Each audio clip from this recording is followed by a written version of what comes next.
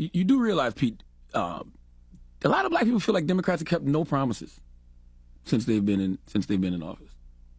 We just passed one of the biggest pieces of infrastructure legislation in American history. It was a promise, and it wasn't just a promise that the Biden-Harris administration made or that us Democrats made in 2020. This is a promise that every president and every Congress has made in some way, shape, or form for as long as I've been an adult.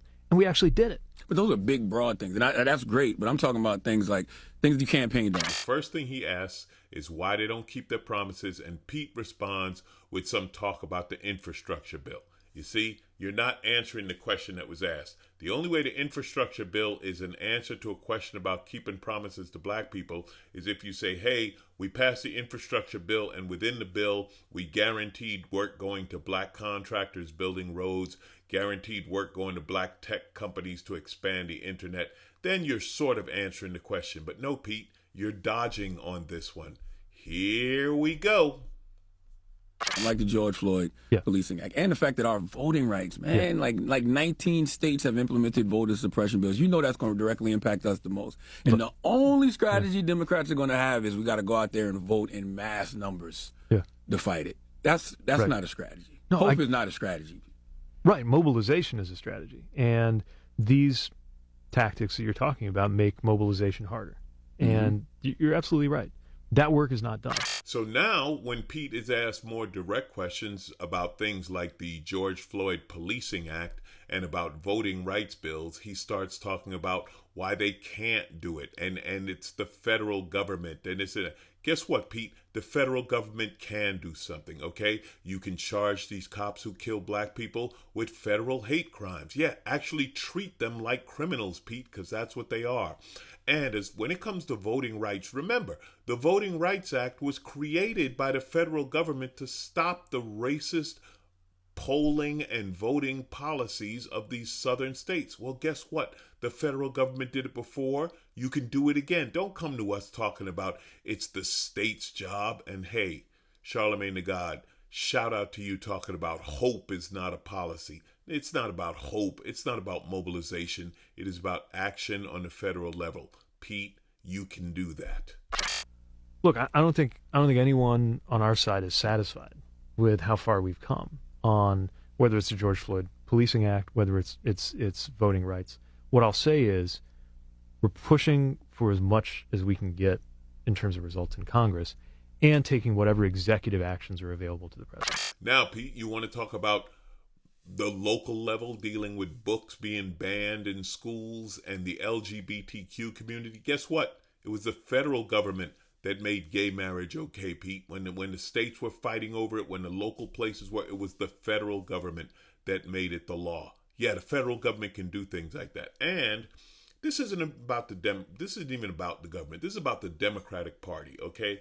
On these local level elections, whether they be school board or state senator or city council or whatever, the little ones that matter in your day-to-day lives, send the money from the Democratic Party, Pete. That's what the Republicans do. The National Republican Party, the Koch brothers, etc., they finance these small elections to make sure that they win. That's how you get them. So don't give me this excuse about how it's the federal government can't do this, can't do. We're not talking about the federal government. We're talking about the Democratic Party. The Democratic Party can send the money to these local elections. They can tip these local elections back to the level of common sense. Yeah, when they start banning books, why aren't the Democrats financing people to get them on the school board to get the books back in?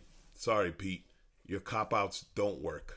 It just feels like it takes Democrats so long to fix things, but Republicans things up quick. they take bold steps to do what they want to do, fast and furious. But with Democrats, it's just like slow. Why? I don't understand it.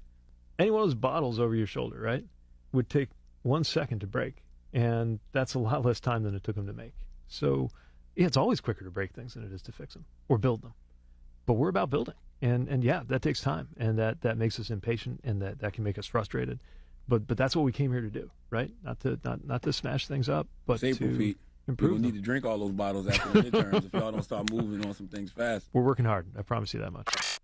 So now Charlamagne the God asked Pete about being bold like the Republican Party, and it was the worst answer I've ever seen. We're not satisfied. How are you not satisfied with your own work? You're doing it. If you're not satisfied with your own work, do more work. Do better. Nobody ever had a widget making company and said, we're making these widgets too slow. You're going to make them faster? No, we're just not satisfied with how we're... Shut up. Get to work, all right? Make it, and don't give me some stupid story about breaking a bottle versus making a bottle. Let me tell you something. If the Republican Party, if things were reversed, if the Republican Party ever, for example, won the popular vote but lost in the Electoral College, you know what they do? They'd get rid of the Electoral College. If there was a supermajority of liberal justices on the Supreme Court and the Republicans had the executive branch and the Senate and the House, you think they wouldn't expand the Supreme Court instantly to make it even? You're right. They wouldn't expand it to make it even. They'd expand it to make sure they took over the majority. They wouldn't care if you had to put 13, 15, or 27 justices on there. They'd make sure they had the majority. Step it up, Pete. The Democratic Party takes the black vote for granted because the Republican Party is so horrific. There is no way you can be black and vote Republican. Right now, after another white supremacist terrorist mass murder, you have Republicans lining up to protect the NRA, claiming that we don't know that it was a hate crime and whatever else they have to do to pander. Okay, this all started with their idea of white nationalism and this white replacement theory. This is all Republican stuff. They don't mind doing it, Pete. The Democrats need to step up. Just stop taking the black vote for granted. Actually do something.